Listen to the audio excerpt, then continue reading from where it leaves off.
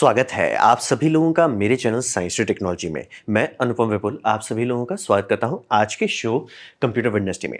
आज हम लोग बात करेंगे यूएसबी टाइप सी का कंप्लीट गाइड के बारे में, यानी कि यूएसबी सी से रिलेटेड हर एक चीज़ को मैं एक्सप्लेन करने की कोशिश करता हूं आज। तो आइए इसे शुरू करते हैं। तो सबसे पहले क्या है, तो यूएसबी सी को बनाया गया है one cable to rule them all, मतलब ये लगाइए काम खत्म। इससे आपका पावर, डेटा और मीडिया ये तीनों चीज हो सकता है। तो इसको मतलब एक केबल कीजिए काम खत्म। और इसको लॉ लगाया गया है 2024 के एंड में सारे मोबाइल फोन में यूएसबी सी होगा और यूएसबी सी पावर डिलीवरी होगा। और लैपटॉप्स के लिए थोड़ा ज़्यादा टाइम दिया गया क्योंकि लैपटॉप थोड़ा ज़्यादा पावर खाते हैं, ज़्यादा वोल्टेज मांगेगा, उसके लिए आगे डिस्कस करेंगे। वो 2026 तक का उनको टाइम दिया गया है।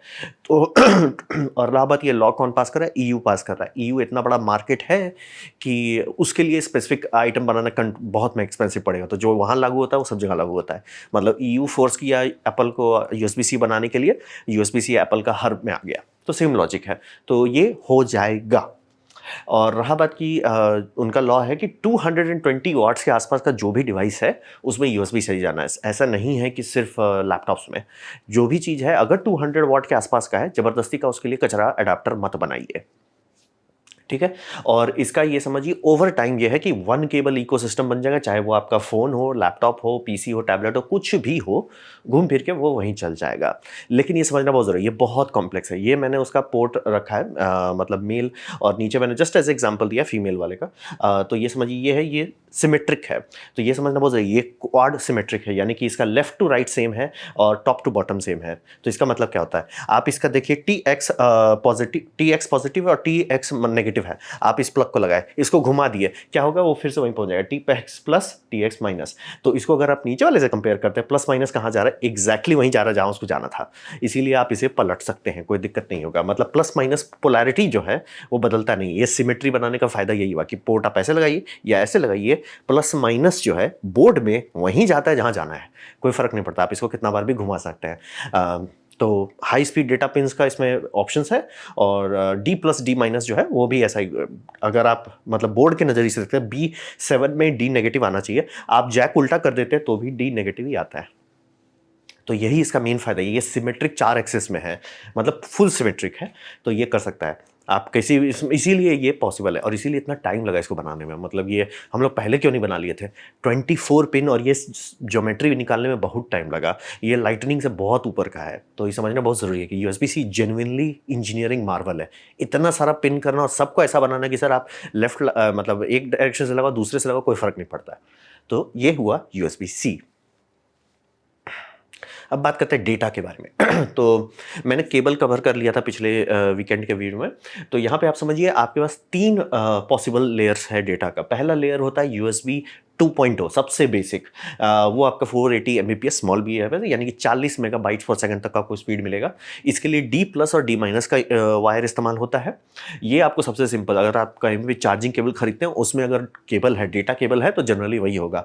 तो आपको USB 2.0, ये मतलब नॉर्मल काम के लिए हो सकता है, जैसे मेरा ये रोड है, इसमें USB 2.0 का ही डेटा ट्रांसफर होता है। तो इसमें सिर्फ वही केबल है, डी प्लस और डी माइनस दिया गया है। 40 Mbps तक का मैक्सिमम स्पीड आप एक्सपेक्ट कर सकते हैं। फिर इसे एक स्टेप ऊपर आइए, आपका 5 Gbps आ जाता है, USB 3.0। तो USB 3.0 जो 5 Gbps बनाया गया उसको बाद में रिफ्रेश किया गया, टेक्नोलॉजी रिफाइन की गई, वो 10 Gbps तक चला गया। यहाँ पे समझिए ये बैकवर्ड्स कंपेटेबल था टाइप ए पोर्ट से, मतलब जो आपका नॉर्मल बड़ा वाला पोर्ट रहता है उसमें भी आपको 10 Gbps तक का मिल सकता है। कुछ कुछ मदरबोर्ड में, लैपटॉप्स में आपको ये दिखेगा। और इसके लिए अलग केबल इस्तेमाल किया गया जिसके लिए T minus, R X R minus, मतलब R X plus R X minus. अब बोलेंगे भैया डबल डबल क्यों जा रहा है? डेटा में भी देखिए प्लस माइनस है, टी एक्स में भी प्लस माइनस है, आर एक्स में भी प्लस माइनस है। डेटा डिफरेंशियल के तौर पे भेजा जा रहा है, यानी कि सिग्नल जो है नॉइस पिकअप कर सकता है इन्वायरमेंट से, अगर आपका केबल है तो हिसाब ये रहता है कि एक में पॉजिटिव सिग्नल भेजा तो दूसरे में नेगेटिव। और ये जब आप वापस इन्वर्ट करते हैं तो नॉइस जो है वो कैंसिल हो जाता है, तो केबल का नॉइस कैंसिल करता है। यही सेम लॉजिक आपका माइक्रोफोन में यूज होता है, जिसमें XLR देखते हैं ना, एक सिंगल मोनोफाई है तो उसमें दो केबल क्यों जाता है, एक में पॉजिटिव जाता है एक में नेगेटिव जाता है। ये मतलब सिग्नल इम्यूनिटी के लिए किया जाता है। तो वही TX प्लस TX माइनस वो दोनों ट्रांसमिट के लिए है, RX प्लस और RX माइनस दोनों रिसीव के लिए। तो एक लेन रिसीव के लिए डेटा के लिए, एक लेन ट्रांसमिट करने के लिए, दोनों में इंटरफियरेंस ना हो, इसीलिए पॉजिटिव नेगेटिव भेजना पड़ता है। अनफॉर्चुनेटली साइड इफेक्ट, आपको चार तार चाहिए, सिर्फ लेन बनाने के लिए, लेकिन उसमें इंटरफेरेंस कम होता है, स्पीड ज़्यादा रख पाते हैं आप। तो ये आपका मिल जाएगा USB 3। ये आपका मतलब पुराना जैक में सपोर्ट करता है 5 GPS और 10 GPS। आपको ज़्यादा तिगड़म नहीं करना है, इसीलिए अभी अगर आप NVMe से SSD बनाने वाला कोई खरीदता है, आपको 10 GPS बहुत सस्ते में मिल रहा है आजकल। तो ये तो हो गया आपका USB 3 का इकोसिस्टम। अब आते हैं USB 4 का इकोसिस्टम। USB 4 इकोसिस्टम में स्पीड थोड़ा बह गया। यहाँ पे हम लोग पहुंच गए 20 Gbps और 40 Gbps। अब यहाँ पे समझना बहुत जरूरी है कि वो जो TX RX है, आप ध्यान दिए होंगे कि दो जगह लगाया जा सकता है, नीचे और ऊपर। और रहा बात की 5 Gbps और 10 Gbps के लिए, वो सिर्फ एक जगह लगाया जाता है, नीचे लगा देते वो कनेक्शन हो जाता है, कोई फर्क नहीं पड़ता। जैसे आप USB 4 में जाते हैं तब आपको दो और पेयर चाहिए, तो वो TX जो है TX A हो जाएगा, TX B हो जाएगा। तो TX A plus minus, TX B plus minus. तो ऐसे ही समझिए TX और RX डबल हो जाते हैं, यानी कि आपके पास 4 ये हो जाता है, लेन हो जाता है, 8 वायर हो जाता है। तो ये थोड़ा बड़ा है, मतलब कि 20 Gbps के लिए आपको तिगड़म करना पड़ेगा। और जनरली सबसे बड़ा दिक्कत यह आता है कि वो सब में अब ये चाहिए, यानी कि पूरा एक कंप्यूटर लगाना पड़ता है चिप के इसके अंदर, केबल के अंदर। तो मतलब ऐसा क्यों है? ये इतना हाई स्पीड सिग्नल भेजने की कोशिश कर रहा है 20 Gbps का, कि अगर सिग्नल रीटाइम नहीं किया जाए तो लुचपुच हो जाएगा। यानी कि 20 Gbps का केबल बस इतना ही लंबा आप बना सकते हो। लंबा अगर करते 1 मीटर या 2 मीटर तक तो आपको रीटाइमर करना पड़ेगा, नहीं तो सिग्नल दूसरे साइड पहुंचेगा ही नहीं, नॉइज हो जाएगा। तो रीटाइमर का चिप लगाना पड़ता है। इसीलिए वही समझिए, पूरा जो इलेक्ट्रॉनिक्स क्यों है इसके अंदर, वही है रीटाइमर का वो इलेक्ट्रॉनिक्स है, कि वो सिग्नल को लेता है, फिल्टर करता है, फिर केबल के दूसरी तरफ जाता है, उससे बात करता है, फिर बोलता है भाई तुम्हारे तरफ सब पहुंच रहा है, नहीं पहुंच रहा, क्या गड़बड़ हो रहा है, उसको साफ करो, सुधार करो, तब जाके डेटा पहुंचता है। तो इसीलिए इस सब का तार बहुत महंगा, तार ही मैं बात कर रहा हूँ, पोर्ट और जैक तो और महंगा हो जाता है, लेकिन तार भी बहुत महंगा होता है। इसीलिए आप ऐसा नहीं कि अच्छा मेरे पास USB का 5 Gbps वाला है, वो 5 Gbps वाला 10 Gbps में भी चल जाएगा, लेकिन 10 वाला 20 में नहीं चलेगा, 20 वाला 40 में भी नहीं चलेगा। ये समझना बहुत जरूरी है। ये दोनों केबल USB 4 केबल बहुत महंगा होता है। क्यों महंगा होता है वही बताया, पहले तो पेयर्स बढ़ जा रहे हैं, दूसरी बात पेयर उतना महंगा नहीं है, लेकिन इसको जो रीटाइमर चिप चाहिए, जो एक पूरा कंप्यूटर लगाना पड़ता है, वो दाम बढ़ा देता है। और उसके बाद ये तो हो गया आपका थंडरबोल्ट 3 तक का स्पीड दे देते हैं। इंटेल थंडरबोल्ट का प्रोप्राइटरी ओनर था, तो उन्होंने थंडरबोल्ट 3 का प्रोटोकॉल खोल दिया, मतलब कि अब उसे कोई भी बना सकता है। तो वही इंफॉर्मेशन चाहिए, इसीलिए स्पीड मैच करता है। 40 Gbps थंडरबोल्ट 3 में बहुत पहले से था, और वो अब USB 4 में अवेलेबल है। तो ये तो हो गया आपका USB का नॉर्मल डेटा। तो वही समझिए USB 2.0 आपको एकदम सबसे बेसिक है। चार्जिंग केबल्स में जनरली वही रहता है। कुछ कुछ लोग बिना उसके वाला केबल खोजते हैं ताकि आपका कोई हैक नहीं कर सके। बहुत लोगों के साथ एयरपोर्ट में धोखा हो रहा है कि कहीं वो मतलब पब्लिक चार्जर में लगाए और पता चला भाई आपका मोबाइल को हाईजैक कर लिया क्या। तो इसीलिए कई बार लोग बिना उसके वाला खोजते हैं, और मिलता भी है, मतलब जो सिर्फ चार्जिंग केबल है वो वाला भी आपको मिलता है मार्केट में। फिर हो गया आपका, उससे थोड़ा स्टेप ऊपर जाएंगे, USB 3.0, वो 5 Gbps और 10 Gbps मिलता है। आपको उतना ध्यान नहीं देना, केबल पे ध्यान नहीं देना है, वो आपका कंप्यूटर पे रहता है। लेकिन जैसे उससे ऊपर जाते हैं कि USB 4, तो बैंड बजना शुरू होता है, क्योंकि 20 Gbps चाहिए या 40 Gbps चाहिए आपको। तो 20 Gbps के लिए भी आपको पहली बात पेयर्स बहुत लगते हैं, और 40 Gbps के लिए जो रीटाइमर चिप है, जो चिप यहाँ लगा रहता है, वो बहुत एक्सपेंसिव हो जाता है। तो केबल का दाम कई हज़ार पहुँच सकता है, मतलब 4-5 हज़ार रुपये का एक केबल आएगा। ये तो हो गया आपका सिर्फ डेटा में। अब रहा बात कि USB C में एक डिज़ाइन दिया गया है जिसे हम कहते हैं PCI एक्सप्रेस टनलिंग। आइडिया ये है कि हम लोग स्पीड इतना आ गए कि जैसे 40 Gbps, इसके भी आगे जा रहे हैं लोग, लेकिन क्या इसका ज़रूरत है? नहीं, क्योंकि 5 Gbps भी बहुत ज़्यादा है। यानी कि अभी भी अगर आप मैकेनिकल हार्ड ड्राइव लेते हैं, वो सिर्फ 500 तक भी नहीं पहुंच सकता, वो 250 में रो देता है।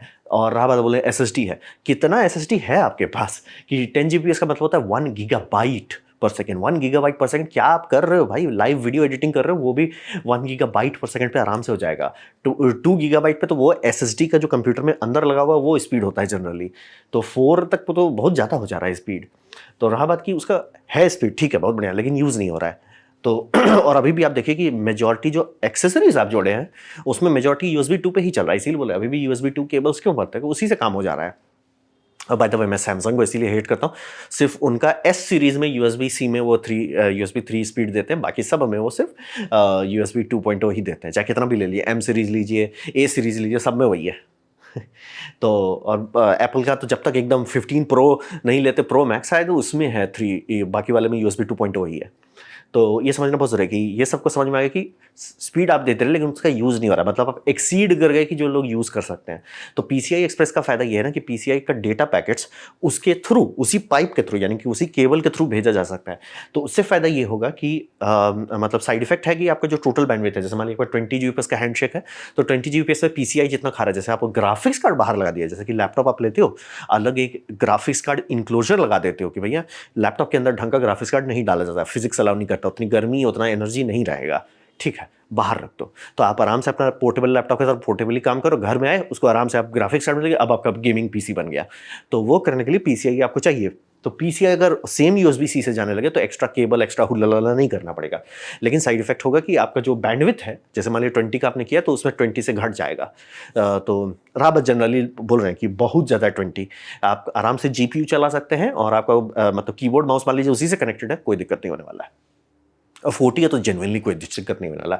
ये अलोकेशन होता है और ये समझना बहुत जरूरी है, डायनामिक एलोकेशन है। जैसे मान लीजिए कि आप कोई फाइल बड़ा ट्रांसफर कर रहे हैं लेकिन आपका जीपीयू आइडल बैठा हुआ है, जीपीयू इज लाइक ठीक है सर, आप मतलब वेट कर रहे हो कॉपी करने का, तो बैंडविड्थ जो है 40 का जो बैंडविड्थ है उसमें से वो कोशिश करेगा कि जीपीयू को कम कर दे और डेटा पैकेट्स को फटाफट फटाफट करके भेजा जाए। ये बैकग्राउंड में होगा, आपको कोई टेंशन नहीं लेना है। केबल नॉर्मल वही आपका वो वाला चाहिए, 20 जीबीपीएस वाला या 40 जीबीपीएस वाला, ये सब होता रहेगा। अनफॉर्चुनेटली ये है कि पीसीआई टनलिंग सिर्फ यूएसबी 4 में, यूएसबी 3 में ये नहीं आएगा। और यूएसबी 4 में आपको ये समझना बहुत ज़रूरी है, मैंडेटरी नहीं है, यानी कि हर यूएसबी 4 पोर्ट में पीसीआई टनलिंग नहीं होगा, ज़रूरी नहीं है। मतलब कंपनी चाहे तो दे सकती है, जैसे कि लैपटॉप वाले लोग देंगे, मदरबोर्ड वाले लोग का चांसेस कम है। मदरबोर्ड वालों का रहेगा सर हमारे पास तो फिजिकल पोर्ट है, आप काहे हाय तौबा कर रहे हो। तो लॉजिक वो है, ये थोड़ा ध्यान देना पड़ेगा। और यूएसबी 4 जो कि बोल रहे थंडरबोल्ट 3 इंटेल ने खोल दिया, तो यूएसबी 4 उसी के बेस पे बना है। तो अगर आपके थंडरबोल्ट 3 डिवाइसेस है, आप आराम से अगर ढंग का यूएसबी 4 है आपके कंप्यूटर में, लैपटॉप में, डेस्कटॉप में लगा सकते हैं, आपको कोई दिक्कत नहीं होगा। तो ये हो गया डेटा लेयर यूएसबी सी के साथ। अब बात करते हैं पावर का, वो तो डेटा हुआ, अब पावर की बात करें। पावर में आता है यूएसबी पावर डिलीवरी, ये डेटा से इंडिपेंडेंट है, मैं एकदम क्लियर करता हूं। यूएसबी का जो डेटा स्टैंडर्ड्स है वो अलग कंपनी मेंटेन करती है और पावर डिलीवरी अलग कंसोर्शियम मेंटेन करता है। तो यहाँ पे वही समझिए कि इसका स्टैंडर्ड भी बहुत सारा रिलीज किया गया है, यूएसबी पावर डिलीवरी 1.0, 2.0, 3.0 और अभी सबसे लेटेस्ट चल रहा है 3.1।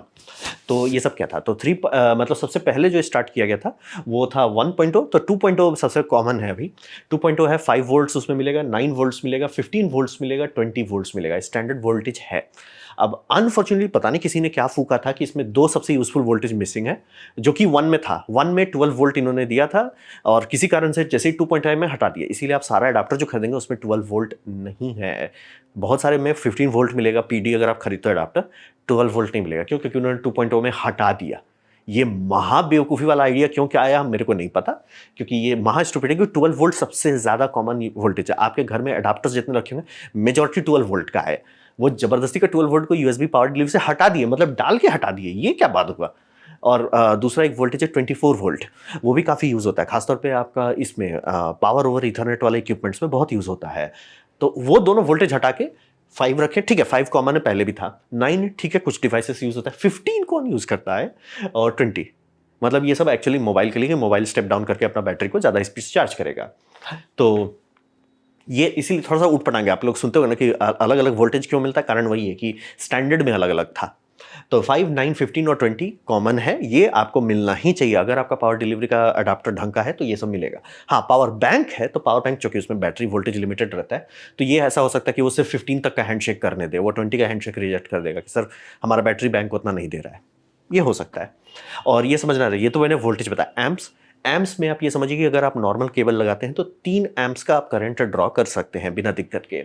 3 एम्प से ऊपर अगर आप जाना चाहते हैं कि सर मेरे को 5 एम्प तक ड्रॉ करना है, लिमिट 5 एम्प्स का है, तो 5 एम्प्स आप जो जाने के लिए आपको ई मार्कर चिप लेना होगा। जैसे मैंने आपको बताया यूएसबी में आपको ये चाहिए, रीटाइमर चिप चाहिए, यहाँ पे भी चाहिए। ऐसा क्यों? बात है कि 3 एम्प्स तक का केबल ज़्यादा मुश्किल नहीं होता बनाना। चाइनीज़ केबल में अगर आप 5 भेजना शुरू कर दिए, वो पिघल जाएगा, या तो पोर्ट डैमेज होगा या किसी चीज़ में आग भी लग सकता है। तो सेफ्टी के लिए उन्होंने ऐसा कर दिया कि भैया आपको ई चिप देना पड़ेगा। ई चिप का दाम इतना रहता है कि अगर आप ई चिप लगा ही रहे हो, सस्ता केबल नहीं डालोगे, और ई चिप बता ले, मतलब हैंडशेक करने में पता चल जाता है। तो ये एक सेफ्टी फीचर दिया गया है। और एक दूसरा भी रहता है कि आपका क्या एक्चुअली सपोर्ट कर सकता है। ये मतलब कस्टमर सेफ्टी के लिए किए, अनफॉर्चुनेटली हमारे लिए खर्चा बढ़ गया, बट ऑप्शन था कि भगवान भरोसे चलो, तो भगवान भरोसे बेटर है कि भैया भगवान भरोसे आप सिर्फ 3 एम्प्स तक चलो। 3 एम्प से ऊपर जा रहे हो तो थोड़ा एक लेयर डाल दिया गया है कि 5 एम्प्स आपको चाहिए, जिसमें एक्चुअली पिघल सकता है तार, थोड़ा सा सीरियस होना चाहिए। फिर हो गया, ये सब तो हो गया मतलब 2024 तक का। 2026 के लिए जो कि बोला मैं लैपटॉप भी में सब डाला जाएगा, उसके लिए थोड़ा ज़्यादा पावर चाहिए था, तो यूएसबी पावर डिलीवरी 3.1 निकाला गया। 3.1 है जिसे एक्सटेंडेड पावर कहते हैं, ईपीआर। एक्सटेंडेड पावर में और वोल्टेज दिया गया, यहां पे भी महा स्टुपिडिटी है। 24 वोल्ट नहीं है, 28 वोल्ट है, 36 वोल्ट है, 48 वोल्ट है, ये 5 एम्प्स तक जा सकता है। और ये मैं क्लियर कर दे रहा हूं, आपको स्पेशल चिप होना चाहिए, मतलब आपका नॉर्मल केबल जो है ये सब वोल्टेज नहीं छुएगा। भले आप बोलोगे कि मेरे को 28 वोल्ट चाहिए 3 एम्प्स पे, नहीं काम करेगा, ये एक्सटेंडेड रेंज है। ऐसा क्यों? बात है कि कॉन्टैक्ट्स जो होते हैं, जो मतलब आपका मेटल ऑन मेटल कॉन्टैक्ट होता है, वो उसमें आर्किंग होती है हाई वोल्टेज पे। आप वोल्टेज बढ़ाते जाएंगे, आर्किंग होते जाएगा। और रहा बात वोल्टेज 48 पे क्यों रोक दिया गया है, कारण यह है कि 48 वोल्ट कहा जाता है लो वोल्टेज का मिनिमम लिमिट, मैक्सिमम लिमिट है, यानी कि उससे ऊपर जा रहा है तो वोल्टेज को लाइव कर दिया जाए, यानी कि आपके स्किन पे टच करने में करंट अंदर घुस सकता है, आपका स्किन का रेजिस्टेंस उसे रोक नहीं पाएगा। जैसे 220 वोल्ट आप छूते हो ऊपर चले जाते हो, क्यों चले जाते हो? क्योंकि बिजली अंदर घुस जाती है। 50 वोल्ट तक का लिमिट माना जाता है कि 50 वोल्ट आपके अंदर जनरली नहीं घुसना चाहिए, तो 48 अपर लिमिट है। तो 48 का वहां पे रख दिया गया। 48 वोल्ट से ऊपर जाएंगे तो हमको मेंस हो गया, यानी कि अब अगर वायर खराब हो या रिस्क हो या आपका लैपटॉप का चैसी में शॉर्ट मार जाए तो ऐसा नहीं कि आप ऊपर चले गए, इसीलिए 48 पे लिमिट किया गया। एम्प्स अभी भी लिमिटेड है, क्योंकि बोल रहे हैं तार बहुत मोटा हो जाएगा 5 एम्प से ज़्यादा कैरी करेंगे तो 28, 36, 48 वोल्ट्स 5 एम्प्स तक, ये सबको टाइम दिया गया है कि 2026 तक में सारे लैपटॉप में ये सब सपोर्ट करना शुरू हो जाना चाहिए। आपका लैपटॉप 28 वोल्ट में ही काम कर ले रहा है, बल्ले बल्ले रही है, 36 में कर ले रहा है, बल्ले बल्ले रही है। 48 जनरली लैपटॉप में बैटरी 48 वोल्ट का नहीं होगा, वो 48 इसलिए दिया जा रहा है कि 48 multiplied by 5 amps equals 200 plus what, वो आप थोड़ा ये स्टेप डाउन कर लो, उसके बाद अपना काम चला लो।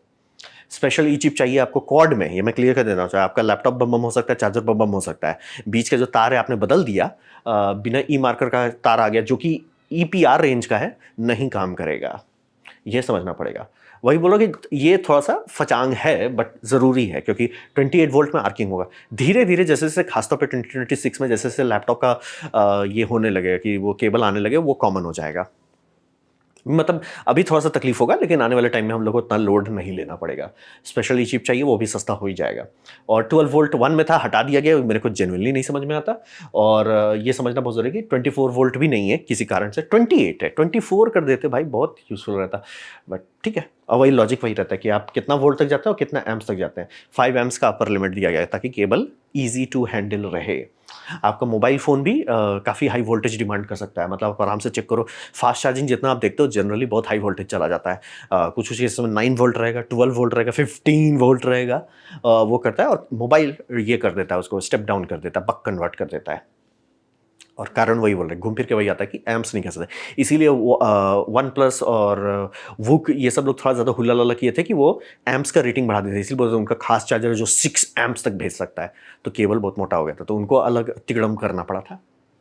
तो पावर डिलीवरी का यही है कि ये लॉ है, बोल रहे हैं कि मतलब जितना भी डिवाइस 200 वाट तक के आसपास में है, सब में ये डालिए, नौटंकी नहीं करना है अब। तो ये हो गया पावर डिलीवरी के साइड में, हमने डेटा देख लिया, पावर डिलीवरी देख लिया।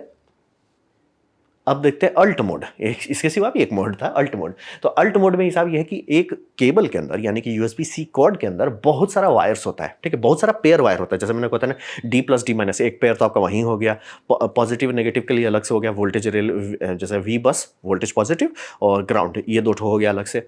फिर इसके बाद आपका टी एक्स प्लस मतलब टी एक्स का मान लीजिए एक पेयर है, आर एक्स का एक पेयर है, तो आपके पास 4 वायर हो गया। अब मान लीजिए 20 जीबीपीएस वाला है, तो आराम से आपके पास ये हो गया भैया, टी एक्स का 2 ठो है और आर एक्स का भी 2 ठो है, तो आपके पास 8 वायर हो गया। तो केबल्स बहुत होता है, 22 तार तक हो सकता है एक सिंपल सा यूएसबी सी के अंदर जो फुल फीचर्ड है। तो रहा बात कि इसको स्प्लिट कर सकते हैं, मतलब ये जो 22 कॉर्ड्स हैं आपके पास, इसको आप अलग अलग तरीके से अलग अलग इस्तेमाल कर सकते हैं।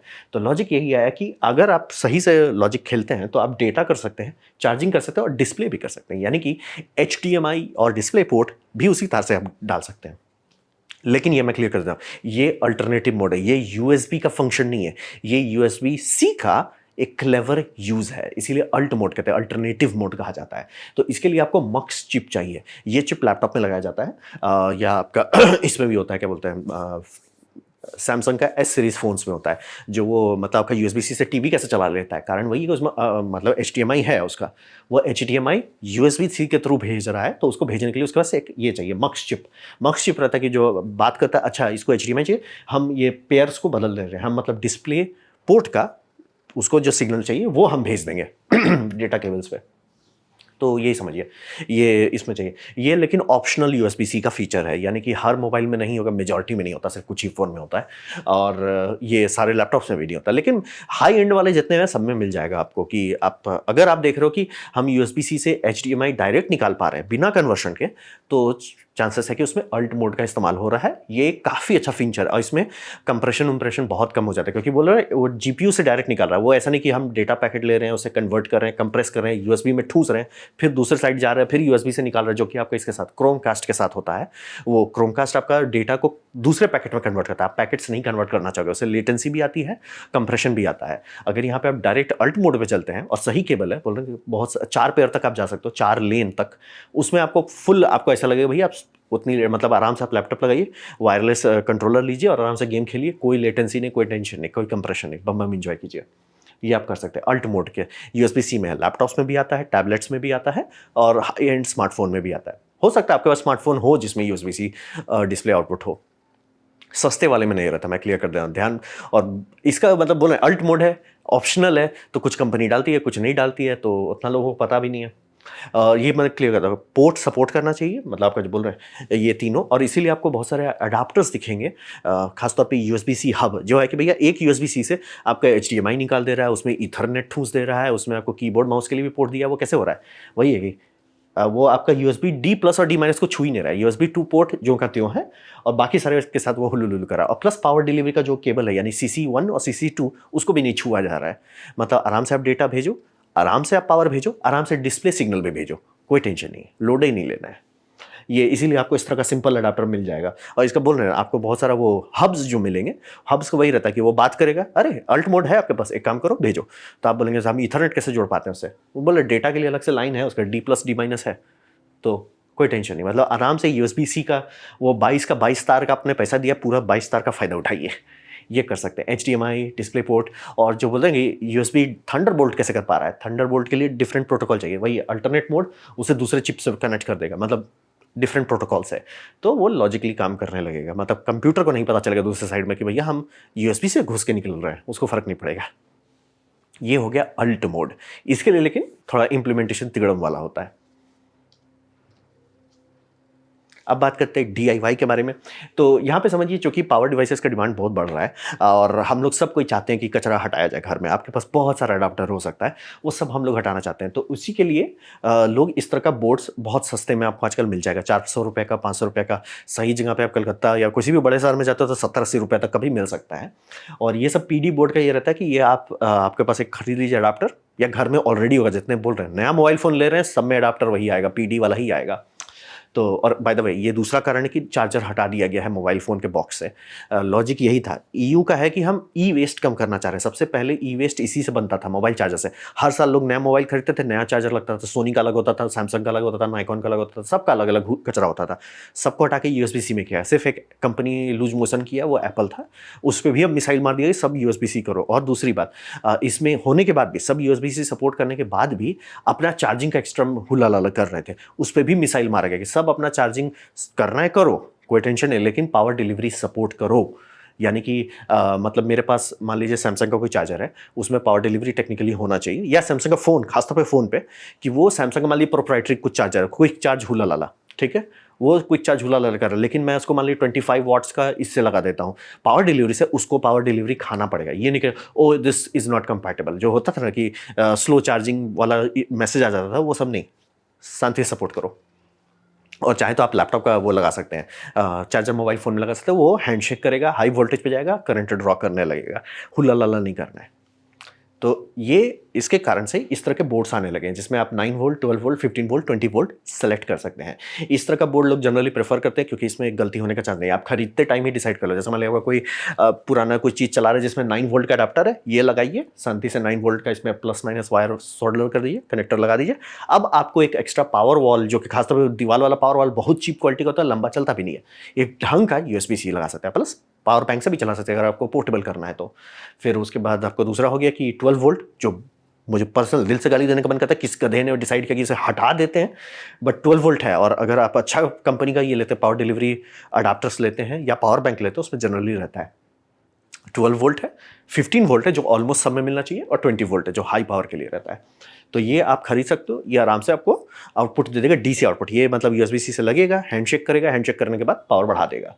तो ये आप खरीद सकते हैं। ये तो हो गया फिक्स वाला, ये हो गया जिसमें आप बटन दबा दबा के चेंज कर सकते हैं। ये मैंने खरीदा है, इस पर भी वीडियो आ जाएगा कुछ दिन में। आप लोग को इंटरेस्ट है तो बोल दीजिए, हम उसको डिटेल बना के दिखाएं। ये कर सकते हैं। ये सब से आप काफ़ी ज़्यादा आराम से USB-C से पावर निकाल सकते हो उटपटांग वोल्टेज पे, यानी कि 9, 12, 15, 20 वोल्ट USB-C से। और अगर आपका बैटरी बैंक अच्छा है उससे भी निकाल सकते हैं। तो मान लीजिए कुछ भी आपका ऐसा डिवाइस है, जैसे काफ़ी लोग ये करते हैं, राउटर में लगा देते हैं, USB पावर बैंक से उसको चलाते हैं कि पावर डिस्कनेक्ट होगा वो चलता रहेगा। कर सकते हैं, बहुत सारी चीज़ कर सकते हैं। तो ये डिकॉय बोर्ड जो है आपको अभी आराम से मिलेगा। ये वाला मेरे पास है जिसमें आप स्विच से सेटिंग कर सकते हैं। तो आराम से मैंने टुक टुक टुक कर दिया। जैसे मान लीजिए मेरे को 12 वोल्ट का ये चलाना है, क्या बोलते हैं, मैं चाहूँ USB पावर बैंक से मैं ये LED चला सकता हूँ, तो 12 वोल्ट का आराम से चला सकते हैं, कोई दिक्कत नहीं है। तो वो सब पॉसिबल है। और दूसरी बात, अगर मान लीजिए जैसे अडाप्टर है, जैसे कि मेरा भैया का ये 15 साल पुराना लैपटॉप का अडाप्टर है सोनी का, 19.5 वोल्ट वोल्टेज थोड़ा कम है, 20-24 के आसपास रहता तो बम रहता। तो उसके लिए भी आप इस तरह का ये चिप खरीद सकते हैं, जो मैंने खरीद के इस पर लगा दिया है। ये चिप का फ़ायदा ये रहता है कि ये हैंडशेक कर लेता है और इसमें एक बक सर्किट है, यानी कि ये वोल्टेज घटा देगा। तो ये आराम से बात करता है। मैं इसको अगर अपना स्मार्टफोन के साथ लगाता हूँ, स्मार्टफोन से बात करेगा, बोले भैया 5 वोल्ट दो, ठीक है 5 वोल्ट हो गया। 5 वोल्ट का जब गाड़ी खुल जाएगी फिर हैंडशेक करेगा, फिर देखा तुम कितना ऊपर जा सकते हो। मोबाइल फ़ोन बोलेगा देखो भैया हमको 12 वोल्ट तक जाना है, 12 वोल्ट ले लो। 9 वोल्ट में काम होता है, 9 वोल्ट में ही कर लो। अल्ट्रा सीरीज़ का कोई फ़ोन लगाते हो वो 20 वोल्ट तक भागने की कोशिश करेगा, ये दे देगा, लेकिन अनफॉर्चुनेटली 20 अडाप्टर नहीं दे पाएगा। तो अगर आपके पास पुराना लैपटॉप है तो उसको यूज़ कर सकते हैं उसका, और खासतौर पर अगर अच्छा वोल्टेज है तो 15 वोल्ट तक आपको टेंशन नहीं लेना है, और मेजॉरिटी मोबाइल फ़ोन 15 वोल्ट ही जाता है। तो आप अच्छे से पुराना रखा हुआ अडाप्टर को यूज़ कर सकते हैं। मेरा ऑसिलोस्कोप जो है, नया ऑसिलोस्कोप लिया, उसका पावर ब्रिक भी USB-C का है, और वो उसमें प्रॉपर 20 वोल्ट तक जाता है। तो वही कर सकते हैं आप, पुराना उसको कर सकते हैं। बहुत लोग लैपटॉप के अंदर छेड़खानी करके USB-C पोर्ट डाल दे रहे हैं, और बहुत लोग ये खरीद ले रहे हैं कि भैया आप कहीं ट्रैवल कर रहे हैं, कितना सारा चार्जर रखेंगे भैया। इस तरह का पावर ब्रिक्स लोग अब नहीं पसंद करते हैं। और अच्छा, अगर आप थोड़ा सा पैसा स्पेंड करते हैं, बहुत अच्छा चार्जर आएगा USB-C का जिसमें मल्टीपल पोर्ट्स है। आराम से एक पोर्ट 100 वाट का रहेगा, दूसरा पोर्ट 60 वाट का रहेगा। मतलब आप फ़ोन भी फास्ट चार्ज कर सकते हैं, लैपटॉप भी चला सकते हैं, और एक ही अडाप्टर रहेगा। तो लोग वो प्रेफर करते हैं, तो ये आप खरीद सकते हैं। और उसके अंदर क्या है, उसके अंदर ये डिकॉय बोर्ड है, मतलब बस एक माइक्रो प्रोसेसर है जो बात करता है चार्जर से। चार्जर का हाल चाल है, सब ठीक है, सब बल्ले बल्ले। हाँ भाई देखो, हमारा जो डिवाइस है ना बड़ा मांग रहा है, एक काम करो तुम बताओ तुम्हारे पास क्या है। तो चार्जर बताता है कि मेरे पास क्या क्या है। चार्जर बताएगा देखो मेरे पास 9 वोल्ट है, मेरे पास 15 वोल्ट है, मेरे पास 20 वोल्ट है, तुमको क्या चाहिए। फिर बोला देखो भैया हमको लगता है द बेस्ट सूटेड है, मेरे को 15 वोल्ट दे दो। 15 वोल्ट ले ले, उससे वो पावर खींचना शुरू करेगा। कितना पावर खींच सकता है वो डिपेंड करता है आपका केबल पे। केबल में अगर ई मार्कर चिप नहीं है, 3 एम्प से ज़्यादा वो नहीं खींचेगा। ई मार्कर चिप है तो पूरा 5 एम्प तक वो जा सकता है। और जनरली मेजॉरिटी लैपटॉप्स आराम से चल जाते हैं। ही सबसे बोल रहे हैं, बहुत ये सक्सेसफुल तरीके से सस्ते लैपटॉप्स को लोग USB-C पावर दे रहे हैं, और कोई छेड़ना भी नहीं पड़ रहा, वारंटी नहीं छेड़ना पड़ रहा है। और जिनको थोड़ा क्लीन चाहिए वो तो अंदर खोद खाद के डाल दे रहे हैं USB-C का इस तरह का बोर्ड्स। तो ऑप्शंस है, मैं कह रहा हूँ DIY में बहुत ऑप्शंस है, मैं तो खुद ही कर रहा हूँ अभी एक्सपेरिमेंट, तो काफ़ी अच्छा से देखने को मिल रहा है। तो ये था मेरा प्रेजेंटेशन। ये प्रेजेंटेशन था USB-C के हर एक चीज़ के बारे में। उम्मीद करता हूँ आपको अच्छा लगा, कुछ सीखने लगा, कुछ समझ में आया। अगर ऐसा है लाइक कर दे, दोस्तों शेयर कर दे, उससे मेरा काफ़ी भला होगा। नहीं अच्छा लगा, नहीं पसंद आया, कोई बात नहीं, आप डिसलाइक दबा सकते हैं। मैं कहूँगा डिसलाइक 2 बार दबाएं, उससे मुझे पता चलो कितना ना पसंद हुआ है। मैं आपसे कहूँगा कमेंट लिखें, मैं हर कमेंट को पढ़ने की कोशिश करता हूँ। आपसे कहूँगा सब्सक्राइब कीजिए, बेल दबाइए अगर आप फ्री हैं तो। आपने वीडियो दिखा जान के मुझे बहुत खुशी हुई। धन्यवाद।